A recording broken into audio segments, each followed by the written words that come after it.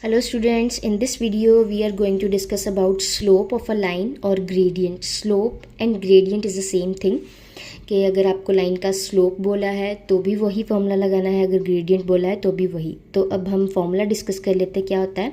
Slope of a line passing through 2 points x1 y1 and x2 y2 is tan theta is equal to m is equal to y2 minus y1 over x2 minus x1। अगर आपको ये दो point पता है तो y2 minus y1 x2 minus x1 को divide कर दो, आपके पास क्या आ जाएगी? स्लोप। अब हम देख लेते हैं ये फॉर्मूला बना कैसे। ठीक है जी, मान लीजिए ये x एक्सिस है, ये y एक्सिस है और ये एक लाइन है जिसकी स्लोप हमें फाइंड आउट करनी है। एंड ये जो लाइन है वो x एक्सिस के साथ थीटा एंगल बना रही है in the anti clockwise direction. अब अगर हम इसको यहाँ से देखें कि ये पॉइंट x1 y1 है, ये x2 y2 है, तो इसका ओरिजिन से डिस्टेंस कितना हो गया? x1 इस पॉइंट का along the x axis.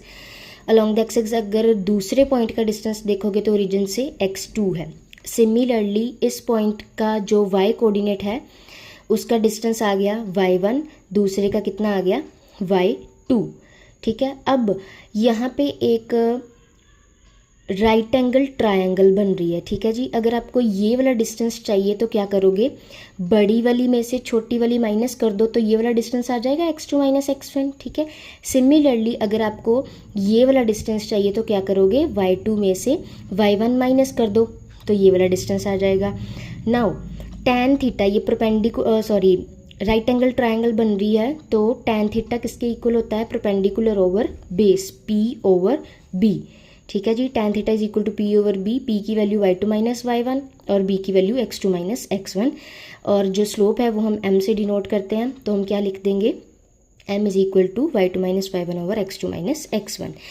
Hair theta is the measure of angle between the x axis and the line. ठीक है जी, जिस लाइन के बीच में जिस लाइन की आपको स्लोप फाइंड आउट करनी है, थीटा जो है वो उस लाइन और x एक्सिस के बीच में in the anti clockwise direction.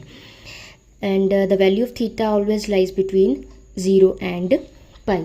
यहाँ पे एक एग्जांपल की मदद से देख लेते हैं। ये 2 पॉइंट गिवन है किसी लाइन के, उस लाइन की आपको स्लोप फाइंड आउट करनी है तो आपको यही फॉर्मूला लगाना होगा। ठीक है, y2 minus y1 over x2 minus x1।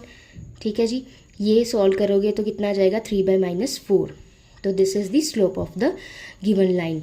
Now when the points are collinear then the slopes are equal। अगर कोलिनियर का क्या मतलब होता है? अगर पॉइंट एक ही लाइन में लाई कर रही है, collinear means point lie on the same line, तो जो स्लोप होती है वो बराबर होती है। Slope of A B would be equal to slope of B C. ठीक है जी, हाँ जी, एक रिजल्ट और है हमारे पास कि अगर लाइंस जो हैं वो परपेंडिकुलर हैं तो स्लोप उनकी क्या होती है? बराबर होती है।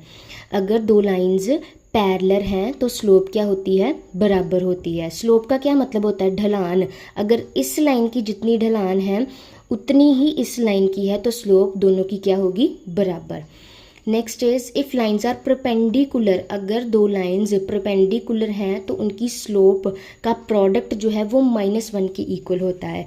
मान लीजिए कि m1 आपको गिवन है 2 और बोला हुआ है कि जो दो लाइंस हैं वो परपेंडिकुलर हैं और बोला है दूसरी लाइन की स्लोप निकालो। दैट मीन्स m2 आपको फाइंड आउट करना है, बट इतना गिवन है कि दोनों लाइंस क्या हैं? परपेंडिकुलर है। तो हम क्या कहेंगे कि अगर लाइंस परपेंडिकुलर है तो प्रोडक्ट किसके इक्वल होता है? -1 के इक्वल होता है। ठीक है, m1 की वैल्यू हमें पता है 2, तो m2 की यहाँ से फाइंड आउट कर लेंगे। m2 की वैल्यू कितनी आ जाएगी? -1/2। ठीक है जी, तो ये था सारा स्लोप ऑफ अ लाइन के बारे में। If you like this video please hit the like button and subscribe to my channel. इससे मुझे मोटिवेशन मिलेगी ताकि मैं आगे भी ऐसी वीडियोस डालूँ। Thank you so much for watching.